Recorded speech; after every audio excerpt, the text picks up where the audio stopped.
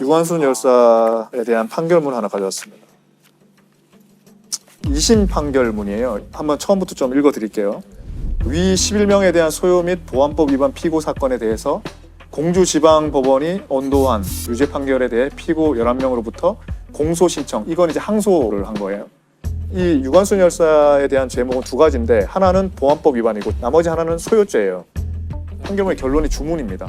피고 유관순 등은 각 징역 3년에 처하고 원래 1심에서 5년형을 받았는데 네. 3년형으로 감형을 한 겁니다. 그래서 압수 물건 가운데 명, 제1호, 구 한국기, 한 깃발은 이를 몰수하고 1호라는 건 이제 압수 물건이 제일 중요한 건데 유관순 열사가 직접 만든 거라서 몰수합니다. 몰수는 범죄에 제공한 물건을 몰수하는 거거든요.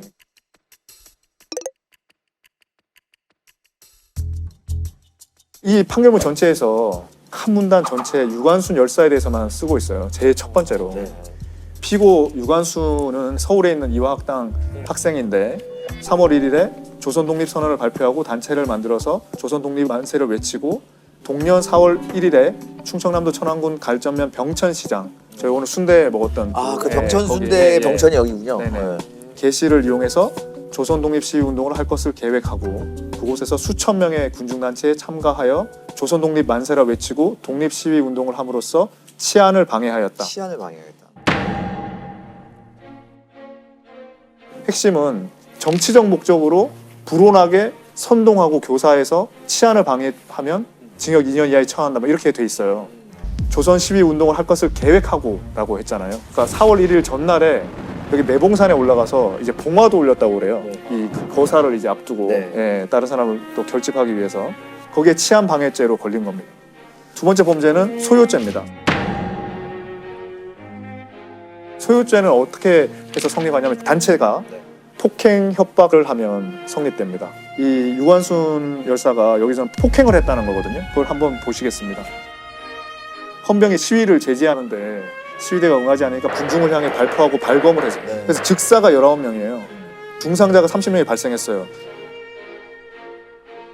헌병이 군중에게 발포하려고 총을 겨누고 있을 때 자신은, 유관순 열사는 양쪽을 제지하기 위해 그들이 소지하고 있는 총을 잡은 일이 있다는 내용. 그 총을 막 쏘는데 사람 막 죽어나가는데 유관순 열사 그 어린 분이 나가서 총을 잡은 거예요.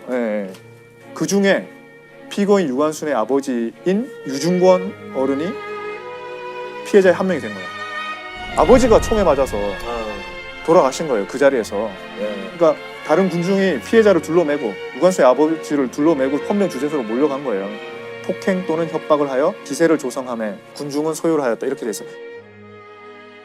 피고 유관순의 한시 만세를 부른 후 헌병 주재소로 가서 보았더니 아버지의 사체가 있었기에 화가 난 나머지 자신의 나라를 되찾으려고 하는 정당한 일을 하고 있는데 어째서 군기를 사용하여 민족을 죽이느냐.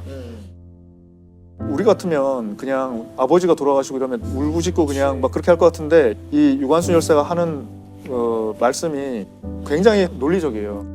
그럼 이때 총을 쏜 헌병들은 조선인인 건가요? 쏜 헌병이 헌병 모조원 맹성호라고, 이름을 부리가 조선인 같아요. 이 중에는 조선이 있었던 것 같아요.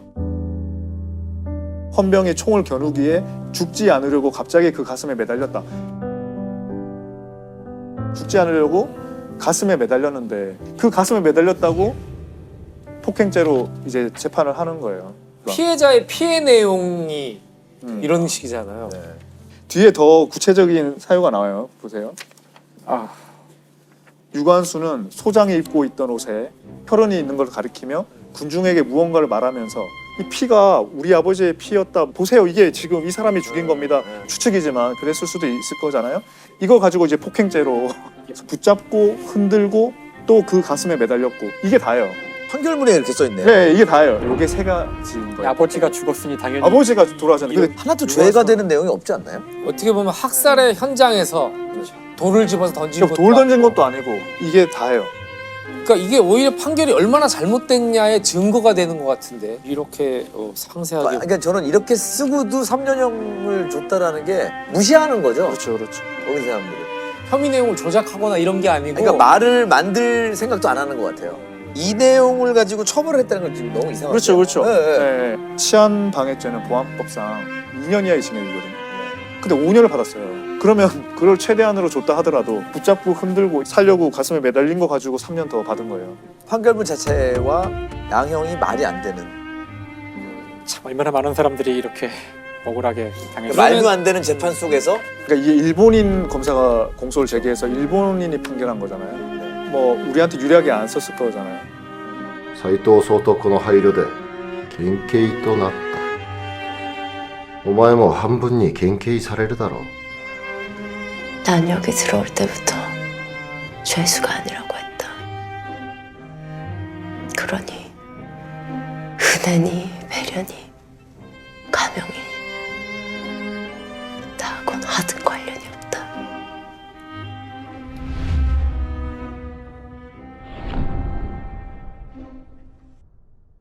유관순 열사가 실제적으로 한 행동을 이렇게 구체적으로 본 것도 처음인 것 같아요. 그렇죠. 이게 오히려 기록이 돼. 네, 네.